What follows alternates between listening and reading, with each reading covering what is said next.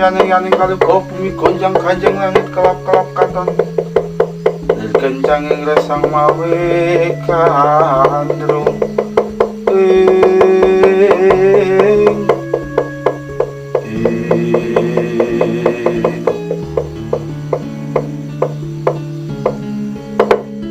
ucap kacarito yang dusun kang aran karangka tempel dari kalenggahan sakmenika kalenggahan sang hyang Ismaya nenggih Kyai Semar Badranaya ingkang padha siba boten liya nenggih kang anak pambarep Kyai Lurah Naragareng Ki Lurah Petruk nenggih Ki Lurah Bagong sama mangestu dawuhipun sang hyang Ismaya nenggih Kyai Semar Badranaya.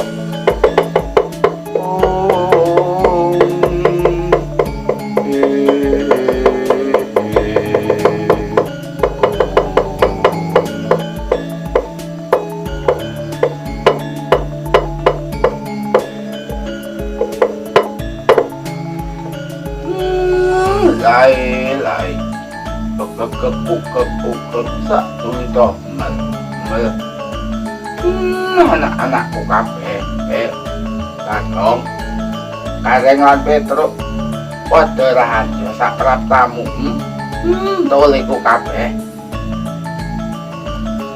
Pak aku nolo Gareng ngaturake sembah semengkeme pangabekti mugi konco ya Pak.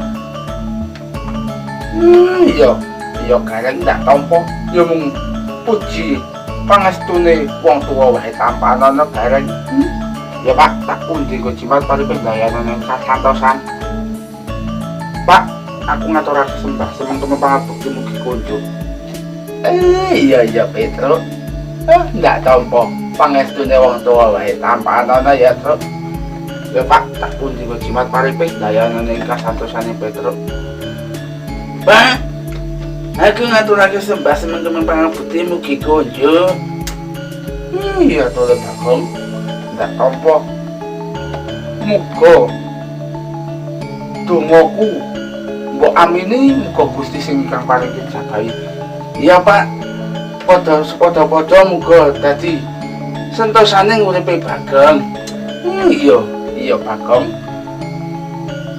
Dene dina iki ana apa kok dengaran dasuan bapakmu iki Le ya mung bapakmu pirang-pirang dina iki rada ora kepenak awake dadi ora ngamani pasewagan cara-cara ngamarta kraton kaya pasewagan nek desa cara desa ki ya kumpulan sebo ngono kuwi dadi iki ora paling gawe apa kok kumpul ngene iki wis rampung paling nglakoni kewajiban utawa jejibahane.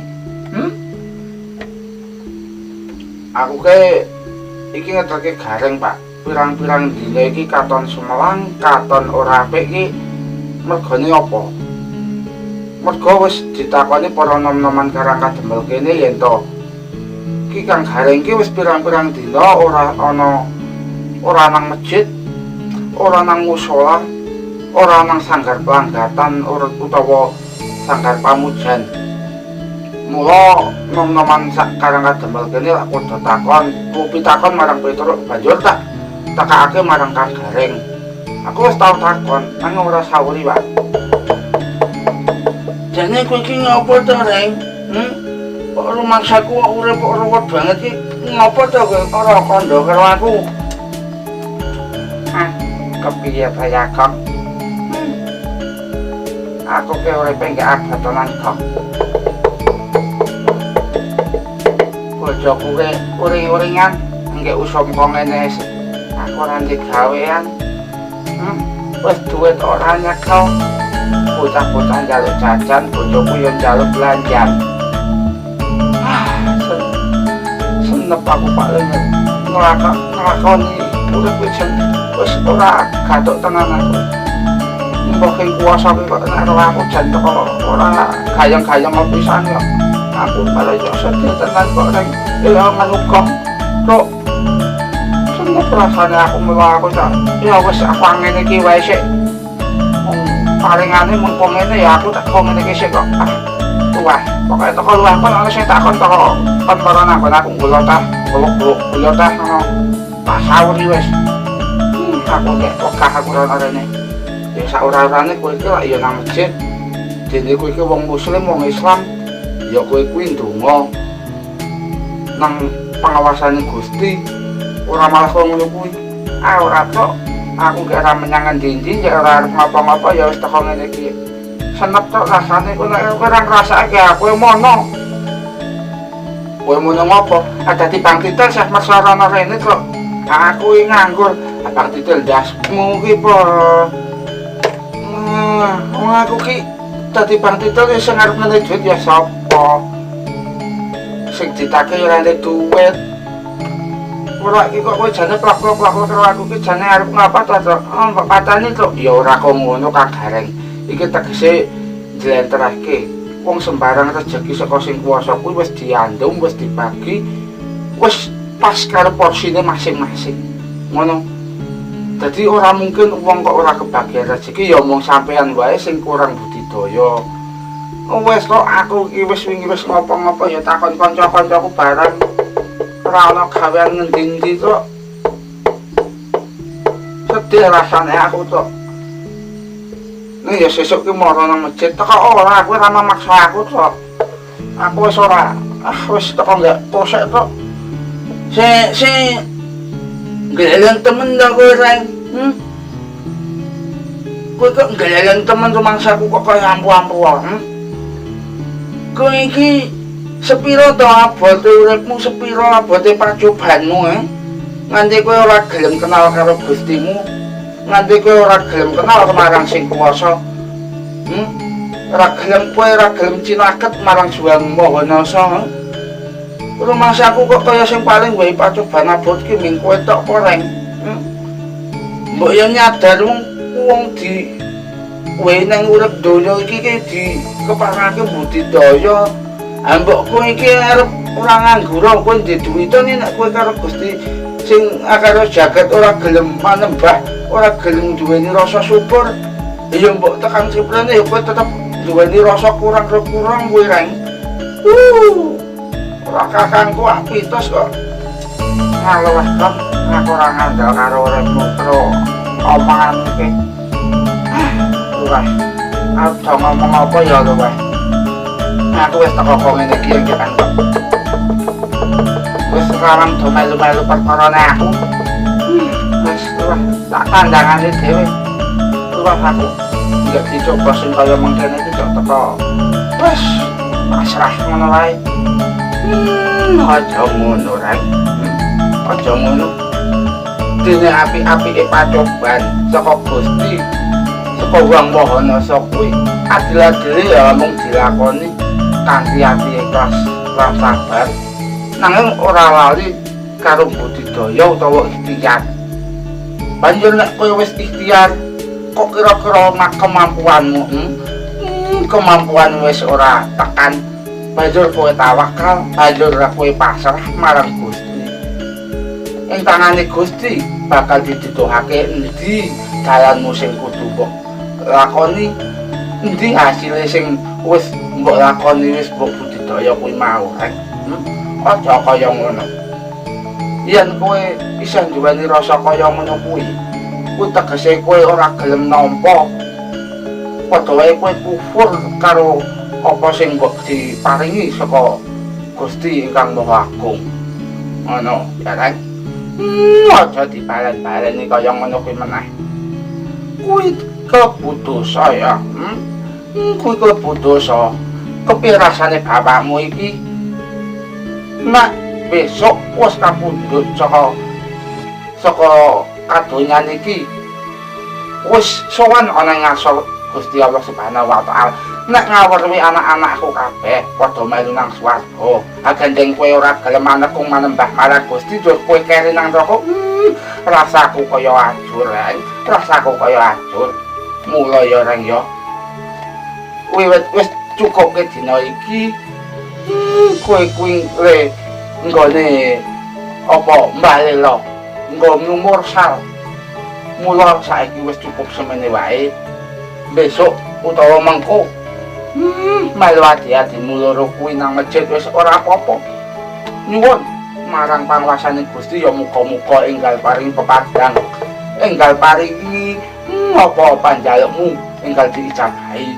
Ya ora lali kowe usaha ngono rek. Ya mung wong tuwa ngono isane mung ndongaake ora iso paring apa-apa.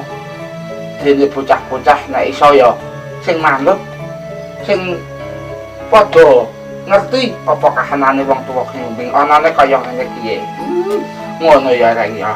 Isane wong tuwa ya mung kaya ngono kuwi maring pitutur ora iso paring bana picis utawa raja brana sing kaya wong-wong liyane. Dene awak dhewe iki amung wong ra duwe ya nek iso budidaya sak iso-isone. Ora ngamelu wong-wong sing kono-kono kae. Ya Pak, ya wis matur nuwun kabeh wae. Aku ya wis nyadari kok Pak, ya aku ki kleru, aku ki luput. Ya aku mengko tak mara nang masjid meneh. Tak mangkat nang masjid meneh, tak kaya biasane wae.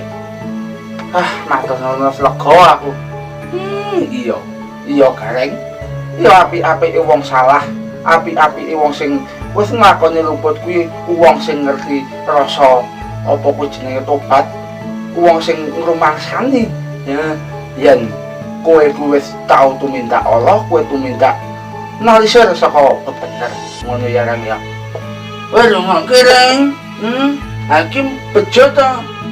Kowe isih sempat apa kuwi jenenge ndandani klerumu aja nek kowe iki ngene terus. Iki iso-iso wis ora dadi pacoban meneh. Pacoban piye, Gong? Ayo istilahé wong saiki ujian. Kowe nglakoni ujian apa wong kowe sekolah wae ora kok. Sik. Sekolah piye to, Rang? Gong. Kok ujian piye? Ana ta sing ngomong, sungguh berat ujian hidup ini. Tuhan terlalu berat memberikan ujian hidup ini. Wong kowe iki salat wae ora. Kowe kuwi nyembah Gustimu wae ora, puasa ora, zakat ora. Kowe utamane salat kuwi. Aku karo Gusti Allah wae ujian iki kleru kok. Klerune nang ngendi? Akeh wong cah sekolah kene mergo melu ujian kok ya mergo lewat sekolah ta kok. Ayo mergo melu pelajaran ta kok. Ayo amulane kuwi Gusti Allah ngene ujian kuwi. Ayo wong iki sing padha nyembah kuwi minangka tolak ukur. Wong kuwi sepira to iman takwane marang Gusti Allah ngono to. Apa yo nek sing ora salat, ora cedak karo Gustine kepiye, Gong? Ayo kuwi wis ora cobaan kuwi to, wis ora ujian. Terus apa? Kuwi hukuman.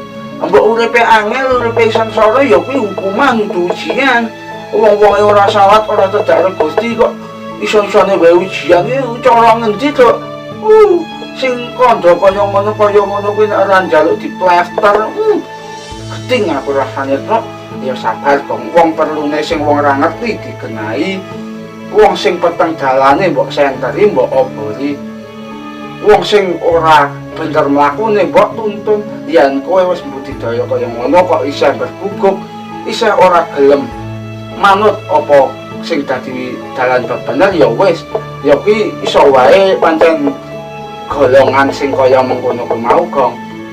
Ayo cok, aku cok wis cok lenggah kok cok. Ya iso ana kok pitutur kaya ngene iki elek-elekan kok. Iso dandani ya monggo ora ya wis ya cok ya. Ayo Gong. Ya wis. Yen padha padang, yen wis padha sareh gareng petruk lan kowe Bagong. Wis cukup kesemene wae. Aku wis ora kuat. Lungguh suwe-suwe. Boyok kowe pegel. Aku tak ngasuh dhisik. Ora terusake gogojekan apa arep dolanan apa arep mburu manuk ya kono, arep ngontal ya kono, arep pipitan ya kono wis kakarepmu. Aku tak wis dhisik. Wis Pak, ya wis matur nuwun kabeh. Kabeh wae matur nuwun ya. Muga-muga iki dadi pelajarane awak dhewe kabeh ben aja padha rumangsa yen Gusti kuwi ora adil, aja rumangsa yen Gusti kuwi ora paring apa kuwi jenengane kamulyan karo awak dhewe. Ya iso wae iki dadi awal-awale utawa pisan-pisanane awak dhewe iki besok dadi mulya bisa mukti yen bisa nglakoni nglampahi ujian utawa pacoban kanthi sabar Kanjeng Karima. Iki dadi pelajarane awak dhewe kabeh ya. Ayo ngono kuwi Kang Gareng sing bener. Ya wis yo, dolanan layangan kok layangan saiki usume ontel kok. Aku pokoke layangan kok, ontel aku watungku, nek gelem ya suruh grebak kono kok. Paripurnaning gati